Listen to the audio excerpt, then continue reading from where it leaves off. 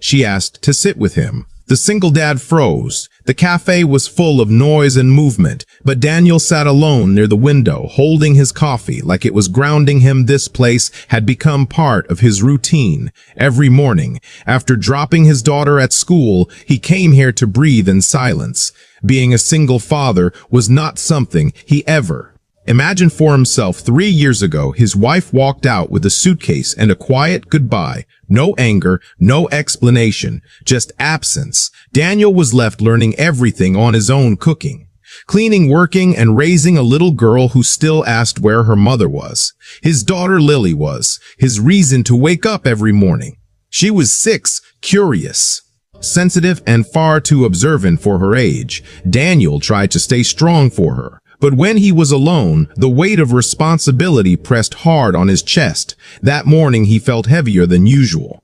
Then a soft voice interrupted his thoughts. She asked if she could sit with him because there were no empty tables. Daniel looked up and saw a woman standing there with kind eyes and a hesitant smile. He wanted to answer quickly, but his body froze. It had been years since someone entered his quiet space. His heart raced before he finally nodded. She sat down and thanked him. Her presence felt calm and respectful, not intrusive. For a while, neither of them spoke. Daniel watched people outside walk past, laughing, talking, living normal lives.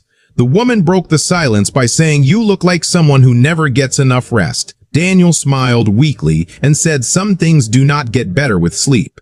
She introduced herself as Sarah. He told her his name.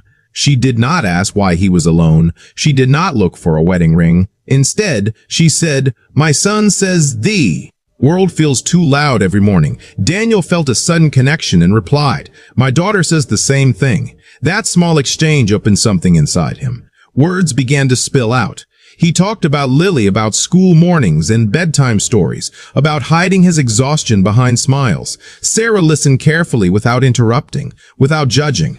When Daniel stopped talking, he realized he felt lighter than he had in years. Sarah then shared her story. She said she lost her husband to illness 5 years ago and had been raising her son alone since then. Daniel saw understanding in her eyes, the kind that only comes from pain. She said some people survive life but forget how to live it. Time seemed to slow down. They talked about fear, loneliness, parenting, and hope, about how children heal parts of us we did not know were broken. Hours passed unnoticed. When Sarah stood up to leave, Daniel felt a quiet panic. He did not want the moment to end. She placed a small piece of paper on the table with her number and said if